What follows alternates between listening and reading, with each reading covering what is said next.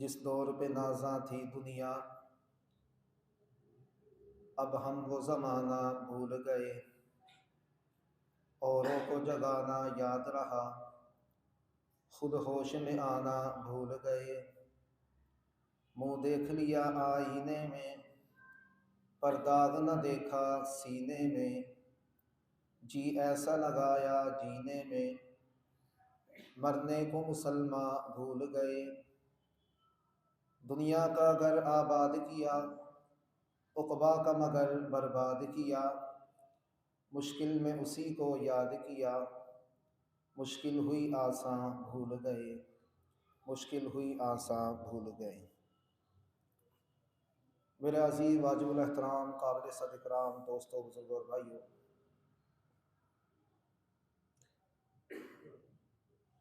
اللہ تعالیٰ کے ہم پر بہت زیادہ احسانات ہیں۔ ہم اللہ کے احسانات کو شمار کرنا شروع کریں تو یقیناً ہم شمار نہیں کر سکتے۔ اللہ کی اتنی نعمتیں، اتنے احسانات کہ ہماری گنتی اور شمار ختم ہو سکتا ہے، لیکن اللہ کے احسان ختم نہیں ہو سکتے۔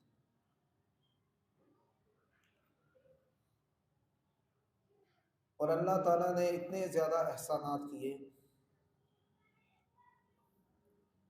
لیکن عجیب بات یہ ہے کہ اللہ تعالیٰ نے احسانات جتلائے نہیں۔ عام طور پہ انسانی فطرت یہ ہوتی ہے کہ کسی پر احسان کرے تو اس کو جتلاتا ہے، لیکن اللہ تعالیٰ نے اتنے زیادہ احسانات کیے اور کوئی احسان بھی جتلایا نہیں۔ ہاں، صرف ایک احسان اللہ تعالیٰ نے جتلایا ہے، اور وہ احسان اس کائنات پر سب سے بڑا احسان ہے۔ لقد من اللہ علی المؤمنین اذ بعث فیہم رسولا،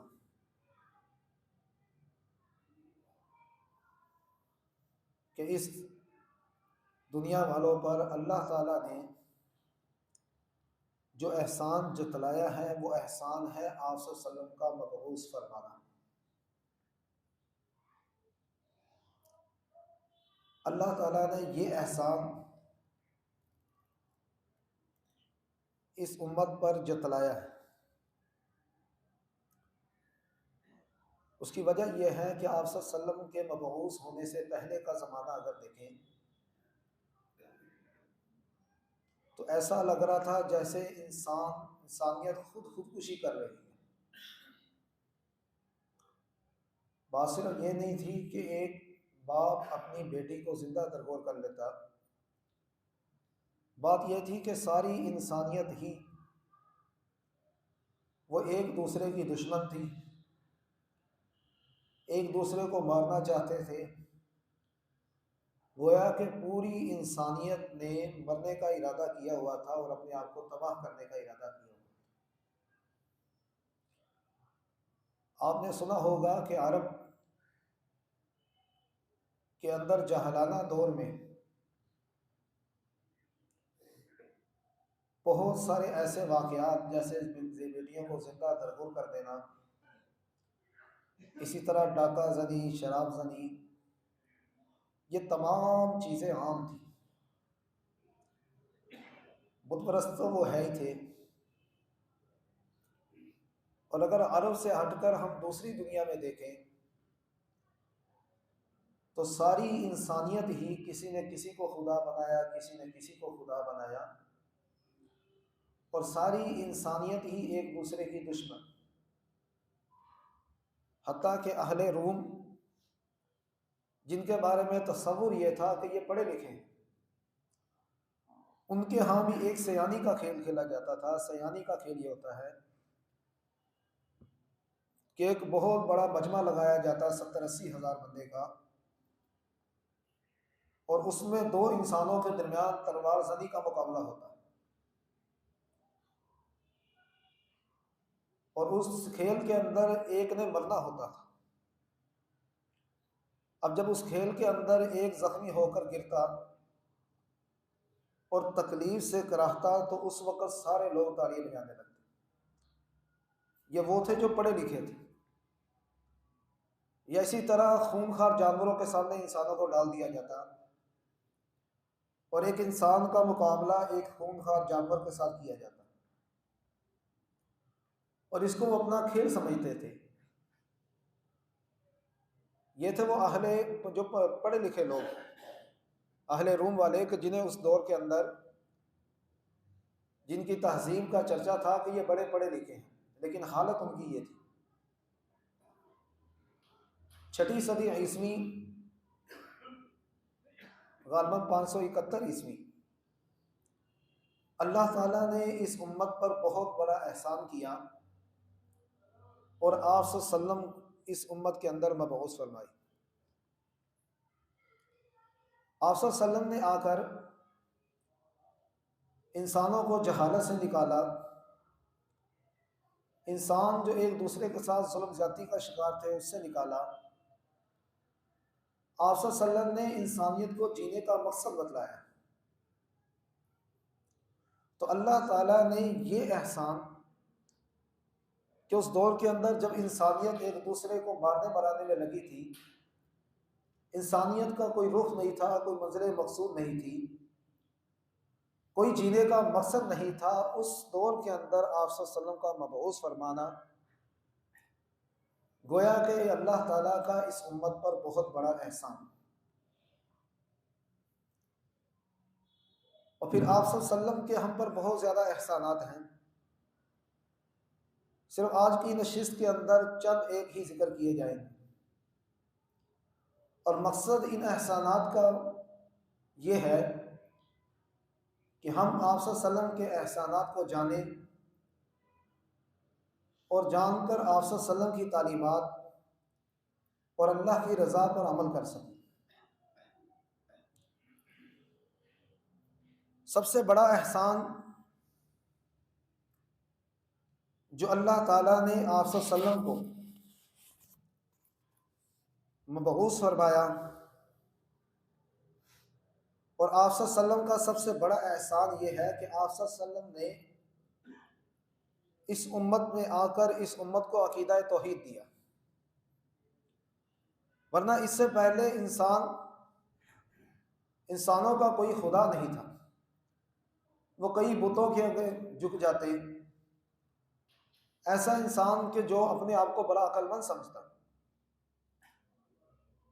عرب کے جو لوگ ہیں یہ اپنے آپ کو عربی کہتے اور باقی تمام کو عجمی کہتے تھے، یعنی وہ سمجھتے تھے کہ ہم صرف بولنے والے ہیں، بقایا ساری جو کائنات میں جو دنیا کے لوگ ہیں وہ سارے گونگے ہیں۔ اپنے آپ کو وہ بولنے والے سمجھتے تھے، اور بڑے بڑے شعر، بڑے بڑے قصیدے اور بڑے بڑے عقل کی باتیں، لیکن حالت یہ تھی کہ اپنے ہاتھوں سے بنائے ہوئے بت ان کے آگے جھکے ہوئے، کوئی درختوں کی عبادت کر رہا، کوئی سورج چاند کی عبادت کر رہا، کسی نے کسی کو خدا بنایا، کسی نے کسی کو خدا بنایا، کہ اپنے آپ کو عقل مند سمجھنے کے باوجود بھی دنیاوی جو مادی چیزیں ہیں، بالکل معمولی چیزیں ہیں، ان تمام چیزوں کو انہوں نے خدا بنایا ہوا۔ تو آپ صلی اللہ علیہ وسلم نے آ کر اس امت پر سب سے بڑا احسان یہ کیا کہ اس امت کو عقیدہ توحید دیا۔ وَكُنْتُمْ عَلَى شَفَا حُفْرَةٍ مِّنَ النَّارِ، حدیث پاک میں آتا ہے، آپ صلی اللہ علیہ وسلم نے ایک مثال کے ذریعے اس معاملے کو سمجھایا کہ وہ جو دور تھا آپ صلی اللہ علیہ وسلم سے مبعوث ہونے سے پہلے کا، گویا کہ انسانیت ایک دوسرے کی دشمن اور ایک دوسرے کو تباہ کرنے میں لگی تھی۔ حدیث پاک میں آتا ہے کہ آپ صلی اللہ علیہ وسلم نے فرمایا کہ یہ ایسے ہی تھا جیسے کہ ایک آگ جلے اور اس آگ پر پروانے گرے اور اپنے آپ کو مارتے چلے جائیں، تو گویا انسان بھی آگ کے گڑھے کے قریب تھا۔ بلکہ قرآن مجید کی آیت مبارکہ میں بھی اللہ تعالیٰ نے خود اس دور کا ایک نقشہ کھینچا کہ وَكُنْتُمْ عَلَى شَفَا حُفْرَةٍ مِّنَ النَّارِ فَأَنْقَذَكُم مِّنْهَا، یعنی کہ تمام انسانیت آگ کے گڑھے کے کنارے پر تھی، اللہ تعالیٰ نے آپ صلی اللہ علیہ وسلم کو مبعوث فرما کر تمام انسانیت کو آگ کے گڑھے سے بچا لیا۔ تو یہ آپ صلی اللہ علیہ وسلم کا ہم پر بہت بڑا احسان ہے۔ اور آپ صلی اللہ علیہ وسلم نے آ کر تعلیم دی کہ اللہ لا الہ الا ہو، کہ آج تو تم نے مادی چیزوں کو معبود بنایا ہوا ہے، کسی نے کسی چیز کو معبود، کسی نے کسی چیز کو معبود، تو یاد رکھو اللہ لا الہ الا ہو، تمہارا معبود صرف ایک ہے، تمہارا معبود صرف ایک ہے۔ ربکم و رب آبائکم الاولین، اور صرف تمہارا معبود بھی نہیں، تمہارے آباء و اجداد کا معبود بھی ایک ہے۔ عرب کے جو مشرک تھے، جب انہیں توحید کی دعوت دی جاتی تو وہ یہی کہتے تھے کہ ہم نے اپنے آباء و اجداد کو اس پر پایا اور ہم بھی اسی پر نقش قدم پر چلتے رہیں گے۔ تو آپ صلی اللہ علیہ وسلم نے آ کر ان کو تعلیم دی کہ تمہارا رب بھی ایک ہے اور تمہارے آباء و اجداد کا رب بھی ایک ہے۔ وَإِنَّهُ مَفَاتِحُ الْغَيْبِ لَا يَعْلَمُهَا إِلَّا هُوَ، اور غیب اسی اللہ کے پاس ہے، اختیارات اسی اللہ کے بعد ہے، تمام چیزوں کا مالک اور تمام چیزوں پر ملکیت اسی اللہ کی ہے۔ عقیدہ توحید تمام انبیاء کا ایک مشترکہ عقیدہ تھا۔ آپ صلی اللہ علیہ وسلم نے آ کر اس بھٹکی ہوئی امت کو اسی عقیدے کی طرف لے کر آئے کہ تمہارا مشکل کشا، تمہارا حاجت روا، تمہیں رزق دینے والا، تمہیں اولاد دینے والا، بارش برسانے والا صرف ایک اللہ ہے، بارش برسانے والا شرک ایک اللہ ہے، اللہ کے علاوہ کوئی ان چیز کا مالک نہیں ہے۔ اور عقیدہ توحید بھی یہ ہے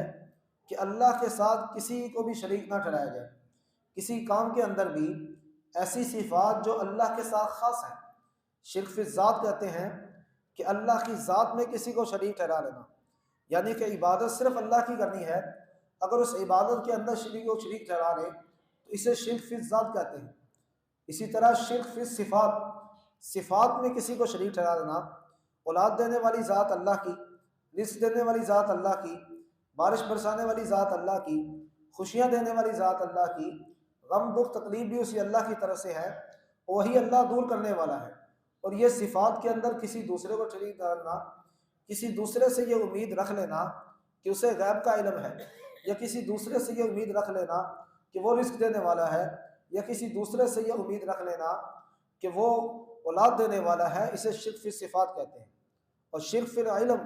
کہ اللہ کے علم میں کسی کو شریک ٹھہرا لینا، کہ علم کی ذات، غیب کی ذات صرف اللہ کی ذات جاننے والی ہے، کسی دوسرے کے بارے میں یہ عقیدہ رکھ لینا کہ اسے غیب کا علم ہے، یا کسی دوسرے کے بارے میں یہ عقیدہ رکھ لینا کہ اسے ہمارے حال کا علم ہے، حال صرف اللہ کی ذات جانتی ہے ہر انسان کا، اللہ کے علاوہ کوئی نہیں جاننے والا، اللہ کے علاوہ کوئی نہیں جاننے والا۔ تو آپ صلی اللہ علیہ وسلم نے مبعوث فرما کر اس امت پر سب سے بڑا احسان کیا کہ ان کو ایک خدا کی طرف لے کر آئے، عقیدہ توحید کی طرف لے کر آئے۔ وہ جو انسان نے طرح طرح کے بتوں کو معبود بنا لیا، طرح طرح کی چیزوں کو معبود بنا لیا تھا، ان تمام کو ایک اللہ کے سامنے سر پر سجود کروایا اور ایک اللہ کے سامنے ان کو حاضر لا کر کھڑا کیا۔ تو یہ اس امت پر آپ صلی اللہ علیہ وسلم کا بہت بڑا احسان۔ اسی طرح آپ صلی اللہ علیہ وسلم کا احسان یہ بھی ہے کہ آپ صلی اللہ علیہ وسلم نے اس امت کے اندر وحدت پیدا کی، ورنہ آپ صلی اللہ علیہ وسلم کے مبعوث ہونے سے پہلے یہود و نصارہ یہ سمجھتے تھے وقالت الیہود والنصارى نحن ابناء اللہ واحباؤہ، یہود یہ سمجھتے تھے کہ ہم اللہ کے بیٹے ہیں، یہود یہ سمجھتے تھے کہ ہم اللہ کے محبوب ہیں، نصارہ عیسائی یہ سمجھتے تھے کہ ہم اللہ کے بیٹے ہیں، اور وہ یہ سمجھتے تھے کہ ہم اللہ کے محبوب ہیں۔ وہ اپنے علاوہ باقی تمام کو کمتر سمجھتے اور سمجھتے تھے کہ ہم اللہ کے بیٹے، ہم اللہ کے محبوب ہیں، ہم جو کچھ بھی کرتے جائیں اللہ ہم سے پوچھے گا نہیں، ہم اللہ کی محبوب قوم ہیں۔ اور دوسروں کے بارے میں وہ یہ سمجھتے تھے کہ وہ محبوب نہیں ہیں۔ آپ صلی اللہ علیہ وسلم نے آ کر وحدت انسانیت کا تصور دیا اور فرمایا کہ تمام انسان اللہ کی مخلوق ہیں، تمام انسان اللہ کی مخلوق ہے، اللہ کی مخلوق ہیں۔ کوئی بھی اگر اللہ کو محبوب ہے تو وہ تقوی کی بنیاد پر، جیسا کہ حدیث پاک میں آتا ہے، آپ صلی اللہ علیہ وسلم نے حجۃ الوداع کے موقع پر فرمایا تھا کہ اے بات سن لو اے ایمان والو، تمہارا خدا بھی ایک، تمہارا باپ بھی ایک، تم تمام آدم کی اولاد ہو، تم میں سے کسی عربی کو عجمی پر فضیلت نہیں، کسی گورے کو کالے پر فضیلت نہیں، ہاں اگر فضیلت ہے تو وہ تقوی کی بنیاد پر ہے، فضیلت ہے تو وہ تقوی کی بنیاد پر ہے۔ اسی طرح سورہ فاتحہ کے اندر کیا ہے، الحمدللہ رب العالمین، الحمدللہ رب العالمین کے تمام تعریفیں اس رب کے لیے جو رب ہے عالمین کا، یعنی تمام عالموں کا ایک ہی رب ہے، تمام عالموں کا ایک ہی رب ہے، ہم تمام کے تمام اللہ کی مخلوق ہیں اور اللہ ہمارا رب ہے، اللہ ہمیں پالنے والا ہے۔ کوئی بھی شخص اللہ کی اولاد نہیں، کوئی بھی شخص اللہ کا محبوب نہیں، محبوب وہ ہے جو اللہ کے ہاں متقی ہے، محبوب وہ ہے جو اللہ کو پیارا ہے، محبوب وہ ہے جو اللہ کو پیارا ہے۔ اسی طرح آپ صلی اللہ علیہ وسلم کا تیسرا احسان یہ ہے کہ آپ صلی اللہ علیہ وسلم نے انسانیت کا احترام سکھایا، ورنہ آپ صلی اللہ علیہ وسلم کے مبعوث ہونے سے پہلے تمام کے تمام انسان ایک دوسرے کا دشمن اور کسی کے اندر بھی کوئی احترام نہیں تھا، انسان کی کوئی قدر و قیمت نہیں تھی، انسان ایک دوسرے کا دشمن، ایک دوسرے کو مارنے پر تلا تھا۔ اور آپ صلی اللہ علیہ وسلم نے آ کر حدیث پاک میں کہا کہ الخلق عیال اللہ، کہ تمام کی تمام مخلوق اللہ کا کنبہ ہے،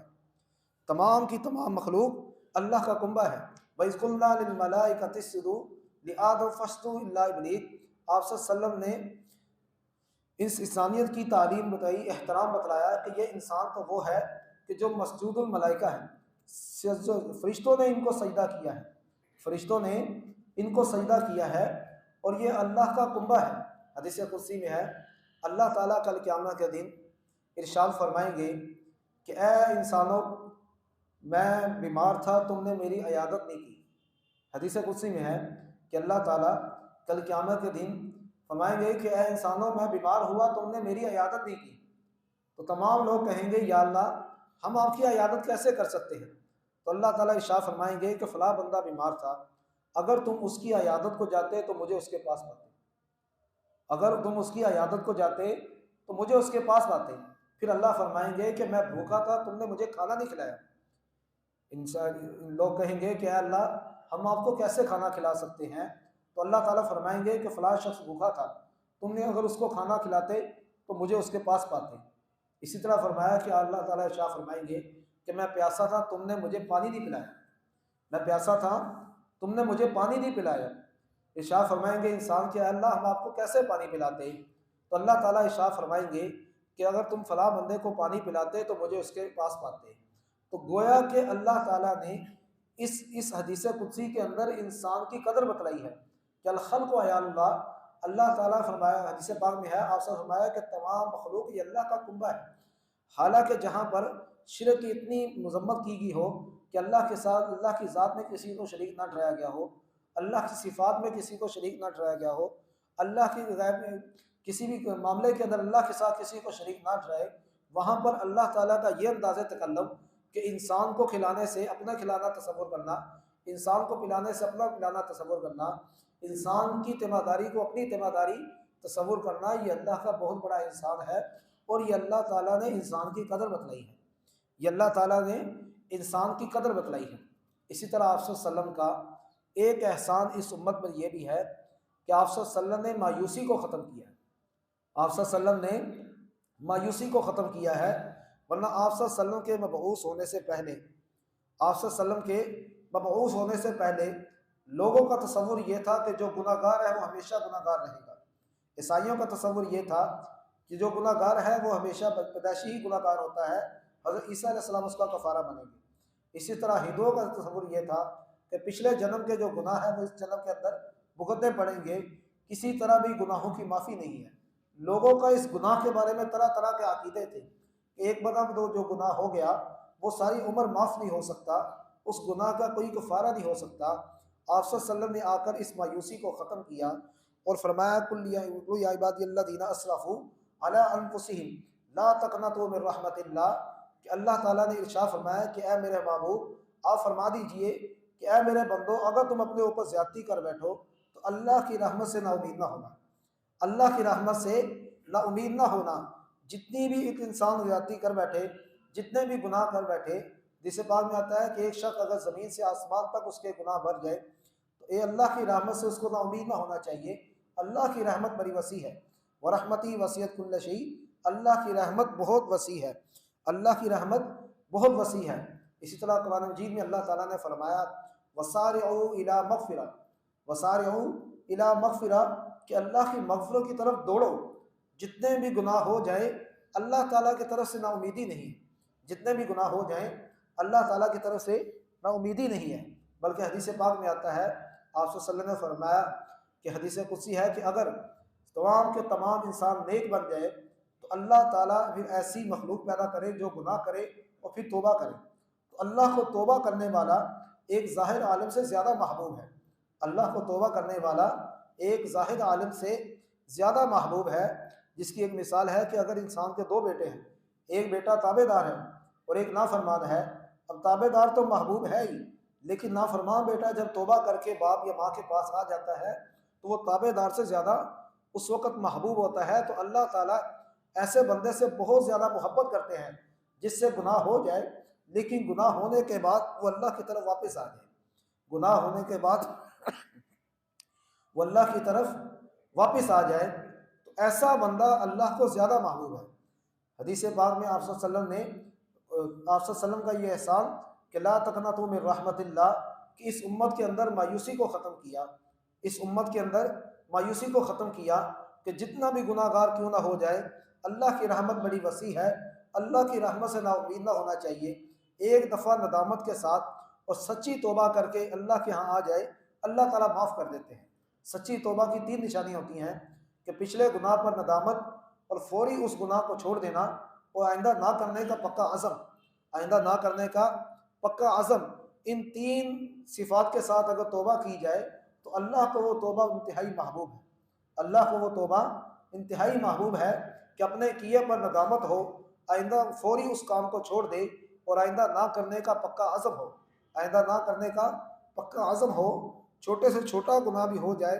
تو اس گناہ کو چھوٹا نہیں سمجھنا چاہیے۔ حضرت مولانا اشرف تھانوی نور اللہ مرقدہ وہ فرماتے ہیں کہ چھوٹے گناہ کی مثال ایسی ہے جیسے کہ چھوٹا انگارہ ہے، اب چھوٹا آگ کا انگارہ، اب آگ کا انگارہ چھوٹا ہو تو کوئی صندوق میں نہیں رکھتا، اس لیے کہ وہ چھوٹا انگارہ بھی جلا دے گا، وہ چھوٹا انگارہ بھی جلا دے گا،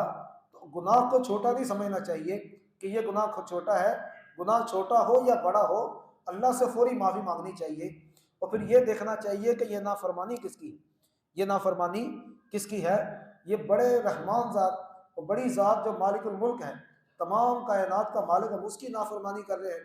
اللہ کی ذات کو دیکھتے ہوئے چھوٹا سے چھوٹا گناہ بھی بہت بڑا ہے، چھوٹے سے چھوٹا گناہ بھی بہت بڑا ہے، تو گناہ چھوٹے سے چھوٹا ہو یا بڑا ہو جائے فوراً اللہ سے نا امید نہ ہو، اللہ کی طرف آئے، معافی مانگے، اللہ تعالیٰ کی ذات معاف کرنے والی ہے، ورحمتی وسعت کل شیء، اللہ کی رحمت بڑی وسیع ہے۔ اسی طرح اس امت پر ایک احسان یہ ہے کہ آپ صلی اللہ علیہ وسلم نے اس امت کے اندر دین دنیا کی وحدت کا تصور دیا ہے، دین دنیا کی وحدت کا تصور دیا ہے، ورنہ یہود و نصارہ میں یہ تھا کہ اگر آپ نے نیک ہونا ہے تو جنگلوں پہاڑوں کی طرف نکل جاؤ اور وہاں اللہ کی عبادت میں لگے رہو، وہاں اللہ کی عبادت میں لگے رہو اور عبادت کرتے کرتے مر جاؤ۔ اسلام کے اندر یہ نہیں ہے، اسلام کے اندر یہ ہے کہ آپ نے اس معاشرے کے اندر رہنا ہے، اس معاشرے کے اندر رہتے ہوئے اللہ کے بھی حقوق ادا کرنے ہیں، اور اسی طرح جو آپ کے متعلقین ہیں، ماں باپ ہیں، بہن بھائی ہیں، بیوی بچے ہیں، ان کے بھی حقوق ادا کرنے ہیں۔ دین دنیا الگ نہیں ہے، اسلام کے اندر دین دنیا الگ نہیں ہے، اسلام کے اندر دین دنیا اکٹھی ہے۔ آپ کوئی بھی دنیاوی کام ہے اگر خالص نیت کے ساتھ کرتے ہیں، اللہ کی رضا کی خاطر کرتے ہیں، تو وہ دنیاوی کام بھی دین بن جاتا ہے۔ آپ دکانداری کرتے ہیں اسلامی اصولوں کے مطابق اور اس کے اندر کسی کو دھوکہ نہیں دیتے، غلط بیانی نہیں کرتے اور اللہ کی رضا کی خاطر کرتے ہیں، تو وہ آپ کا کاروبار بھی دین ہے، وہ آپ کا کاروبار بھی دین ہے۔ تو دنیاوی معاملات، کسی کے ساتھ لین دین، آپ اس کے اندر اپنی نیت خالص رکھ کر کرتے ہیں تو وہ دنیاوی کام بھی دین ہے۔ لیکن اگر آپ دینی کام بھی ریاکاری کے لیے کرتے ہیں، دکھلاوے کے لیے کرتے ہیں، تو آپ کا وہ دینی کام بھی دنیا بن جاتا ہے، آپ کا وہ دینی کام بھی دنیا بن جاتا ہے۔ رہبانیت اسلام کے اندر نہیں ہے کہ آپ جنگلوں پہاڑوں میں نکل جائیں اور اللہ کی عبادت کرتے رہے، اسلام نے اس کو ناپسند کیا ہے، اسلام نے اس کو ناپسند کیا ہے۔ اسلام یہ کہتا ہے کہ اسی معاشرے کے اندر رہنا ہے، خود بھی دین پر چلنا ہے اور دوسرے لوگوں کو بھی چلانا ہے، اور جو آپ کے ماتحت ہیں ان کو بھی آپ نے دین کی طرف لے کر چلنا ہے۔ صرف اپنی فکر کرنا اور جنگلوں پہاڑوں میں نکل جانا یہ کوئی دین نہیں ہے، یہ کوئی اسلام نہیں ہے۔ یہی وجہ ہے کہ اگر کوئی بندہ اپنا سارا مال ہی صدقہ کر دے تو اس صدقے کو ناپسند کیا گیا، اسلام یہ کہتا ہے کہ آپ کے جو متعلقین ہیں، آپ کے ساتھ جن کے حقوق ہیں، ان کے حقوق ادا کرنے کے بعد آپ مال صدقہ کریں، ان کا حق رکھنے کے بعد مال صدقہ کریں۔ اس لیے سارے مال کی اگر کوئی وصیت کر کے مر جاتا ہے تو اس کی وصیت صرف تیسرے حد تک نافذ ہوگی، مال کے تیسرے حد تک